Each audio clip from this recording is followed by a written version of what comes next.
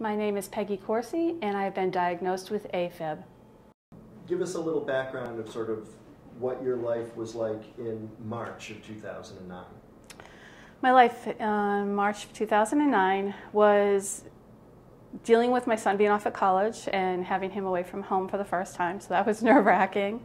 And had my daughter who was a junior in high school, and we were doing the plans for graduation for the following year, trying to do colleges and visits and all that type of stuff. But normal, I was spending time with my great nieces and nephews, a lot of family time. Working full-time? Actually I was working 2 jobs. I was working, when it first initially started, I was working 4 jobs. So you had a lot going on? Yes. Okay, it was a busy time. It was. Weren't necessarily thinking about anything that could throw a wrench into any of this? I have never been sick other than having a cold, so this was totally caught off guard for me. Okay, so let's go to April 2009. Okay. What prompted you to think, hey, maybe I should have something checked out? For a couple of months, I had been feeling something really strange, and it wasn't like I was exercising and feeling the AFib. I would just be watching TV, get ready to go to bed, roll over on my right-hand side, and all of a sudden my heart would start racing for no reason. Kind of put it off for a couple of months, finally called my primary care doctor and said to him, well, the other day it happened for 8 hours. I got up to go to the shower, almost passed out in the shower. Should I be worried? Asked if it was still going on now. I told him it had stopped, and he said, well, if it happens again, it's more than an hour and a half, 2 hours, then get to an ER or come and see us if we're open. So that's what led me to that point. Okay. So that night or that day, what happened? That night, what happened was it was about 11:30 at night. I had shut the TV off, planned to go to sleep, and was laying there and the AFib started. So, of course, I couldn't sleep because I thought I wasn't going to wake up the next morning.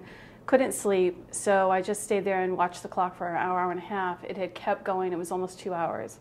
So woke my daughter up. She didn't want to come with me. I told her, get somebody at the house for her. Drove myself to the ER, and once I got there, they immediately hooked me up to an EKG machine and then started running around the hospital. Okay. So you don't know that it's AFib at this point. You don't know you've never heard the term AFib. All you know is you're feeling kind of funky. Just fluttery heart, didn't know what was going, it was racing, and I was scared. Okay. So then when did somebody come up to you and say, here's what's going on?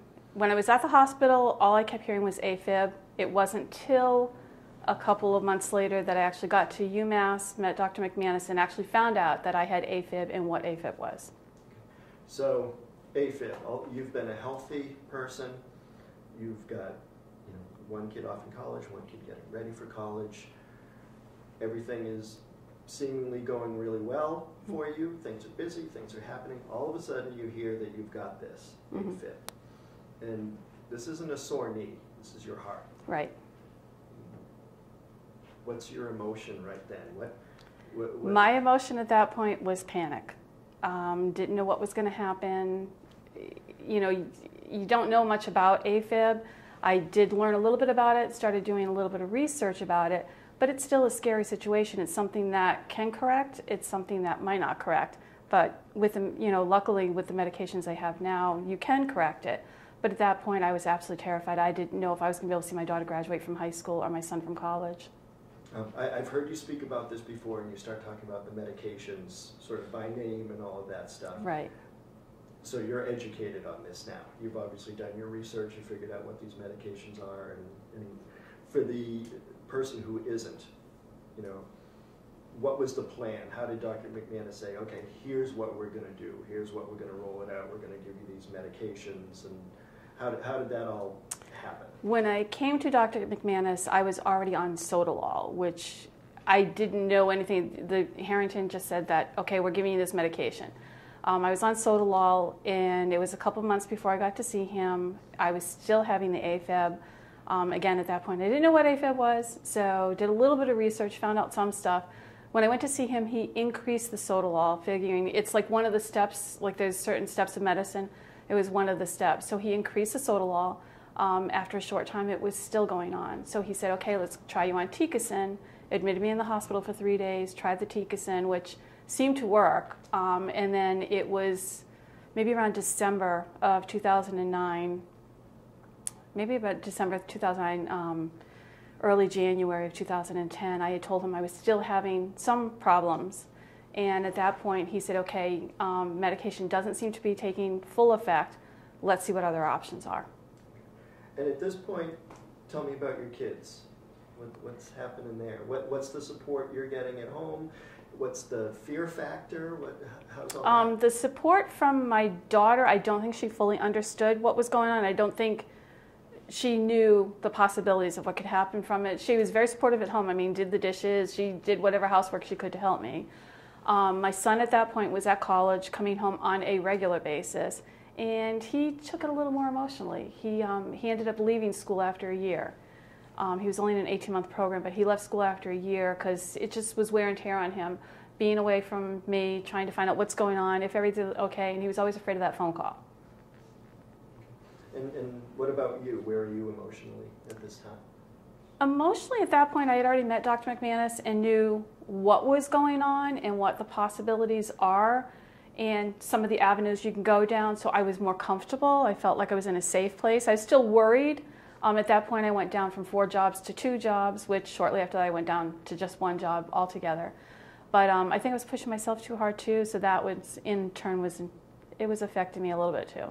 When I went to see Dr. McManus, we had decided that Tikacin wasn't working to its full capacity. We sat down and he went over, he had me do a stress test and an echocardiogram and stuff like that. We sat down and he said, okay, here's what your options are. You're only 52 years old, you're a great candidate for an ablation. He goes, or we can do a pacemaker. At that point, being 52 years old, I was like, the pacemaker is like kind of like far-fetched. The ablation, though, I said to him, okay, so let's, what's the ablation? He explained the ablation to me, and I'm can you explain sort of what your take on it? As far as, I mean, I knew there's a risk factor with every surgery, but it's a minor surgery as far as I'm concerned. And what it is he explained to me that it's going in through the groin area with a catheter up through one of the arteries, and they cauterize areas. They make you actually go into AFib so they can cauterize areas to block that. So to me, it's like shutting off the lightning pattern. What he would do is I said to him, I said, okay, well, it sounds great, let's do it. And he said, no, it's not that easy. What he did was he gave me paperwork and he gave me a website. He said, I need you to research this, read all this material, and then if you decide this is what you want to do, come back to me. So I went home that night, hopped on the computer, did all the research I could, watched some videos that I could find, read the paperwork he gave me, and I think it was about 10 o'clock the next morning, called him up, and I said, let's do this. Okay. So then you had the procedure, things went well? I had the procedure in February of 2010, and everything went fabulously. I mean, I still laugh about it now because everybody's like, oh my God, you were like out for like 8 hours. And I was like, yeah, but I had the easy part. I was laying down. The doctors, the nurses are running and concentrating and focusing. And can you imagine doing that for 8 hours? I couldn't. But yeah, I had the ablation and it was really weird. I don't know if it was just the whole situation or if it was Dr. McManus and my comfort level with him, but I was not scared at all. I talked to everybody I needed to talk to. Felt, whatever happens, I knew the risks in reading the material. Felt if something was going to happen, it's going to happen. It's got, nothing to do with that. And I remember him walking in the room and saying, hey, are you ready to do? We're going to take you down and give you the anesthesia. I said, my life's in your hands, let's go. And that's all I remember until I woke up. What our goal was, what Dr. McManus does and the rest of his team is after you've had the ablation, you come back and they see you like within a month, and then they see you 2 months, and then they break it up down to a year. And they have you do certain things like walking in the hallway and other things. He sat down with me and said, okay, this is what our goal is. Our goal is to have quality of life, so we're going to try and get you off all medications if at all possible. I was diagnosed, at the time I met him initially, I was diagnosed with high blood pressure as well. So he does have me on lisinopril for the blood pressure. As of right now, I'm off all heart medications. Actually, I was within a year. He had me off all heart medications and just 1 adult aspirin a day. How are you feeling? I'm feeling great. Feeling great. Okay. Maybe today a little? Just, something funky was happening for a couple of months now, so I sent him an email. That's the other thing I love, too, is just sent him an email, just said, this is what's going on, should I worry? He said, I don't really think you need to worry, but, let's get you in. So he got me in like within a couple of days. We sat down, we talked, and everything seemed fine when I met with him. He goes, but your blood pressure's up, so let's get you in for a stress test. Let's get you in for an echocardiogram, just make sure everything's okay there.